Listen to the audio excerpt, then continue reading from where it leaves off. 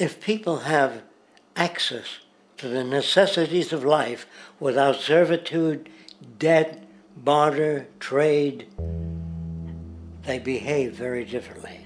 You want all these things available without a price tag.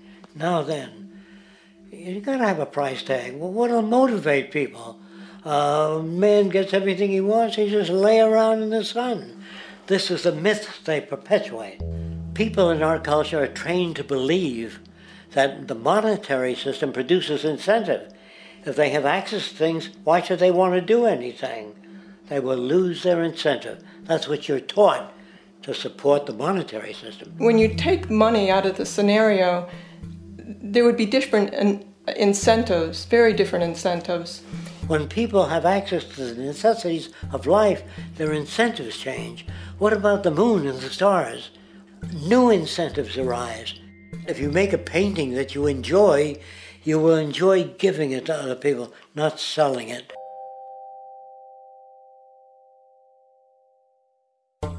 I think most of the education that I've seen today is essentially producing a person for a job. It's very specialized. They're not generalists. People don't know a lot about a lot of different subjects.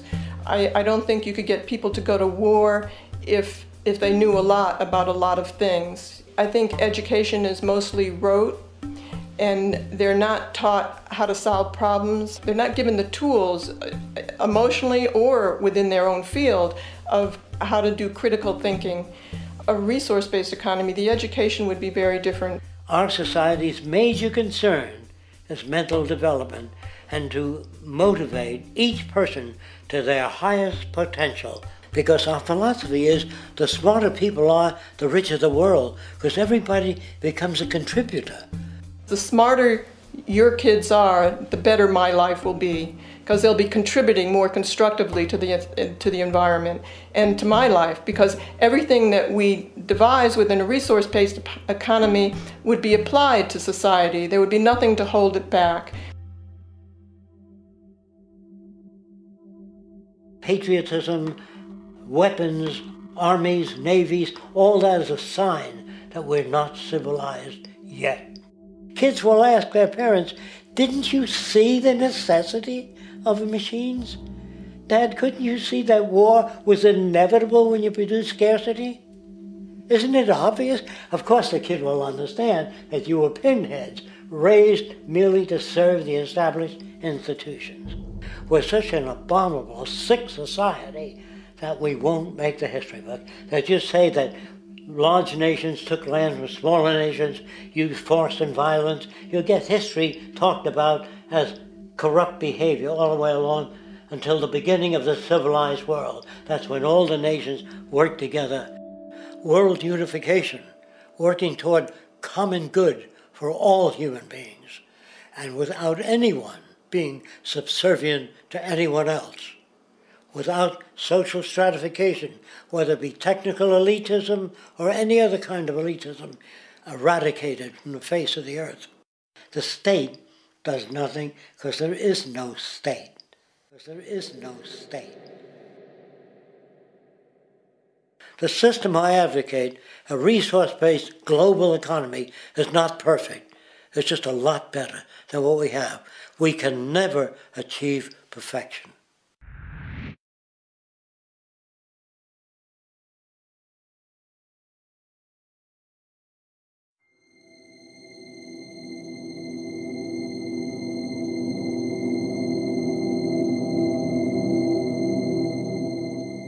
The social values of our society, which has manifested in perpetual warfare, corruption, oppressive laws, social stratification, irrelevant superstitions, environmental destruction, and a despotic, socially indifferent, profit-oriented ruling class, is fundamentally the result of a collective ignorance of two of the most basic insights humans can have about reality: the emergent and symbiotic aspects of natural law. The emergent nature of reality is that all systems, whether it is knowledge, society, technology, philosophy, or any other creation, will, when uninhibited, undergo fluid, perpetual change. What we consider commonplace today, such as modern communication and transportation, would have been unimaginable in ancient times. Likewise, the future will contain technologies, realizations, and social structures that we cannot even fathom in the present. We have gone from alchemy to chemistry, from a geocentric universe to a heliocentric, from believing that demons were the cause of illness to modern medicine. This development shows no sign of ending, and it is this awareness that aligns us and leads us on a continuous path to growth and progress. Static, empirical knowledge does not exist. Rather, it is the insight of the emergence of all systems we must recognize. This means we must be open to new information at all times, even if it threatens our current belief system and hence identities. Sadly, society today has failed to recognize this, and the established institutions continue to paralyze growth by preserving outdated social structures. Simultaneously, the population suffers from a fear of change, for their conditioning assumes a static identity, and challenging one's belief system usually results in insult and apprehension, for being wrong is erroneously associated with failure, when, in fact, to be proven wrong should be celebrated, for it is elevating someone to a new level of understanding, furthering awareness. The fact is, there is no such thing as a smart human being, for it is merely a matter of time before their ideas are updated, changed, or eradicated. And this tendency to blindly hold on to a belief system, sheltering it from new, possibly transforming information, is nothing less than a form of intellectual materialism.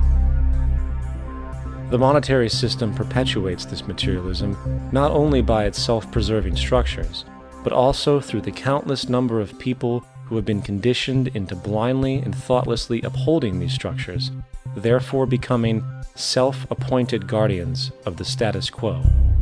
Sheep, which no longer need a sheepdog to control them, for they control each other by ostracizing those who step out of the norm.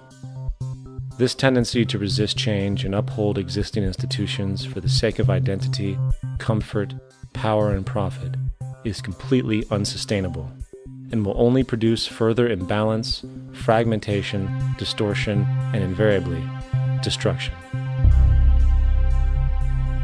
It's time to change. From hunters and gatherers to the agricultural revolution to the industrial revolution, the pattern is clear.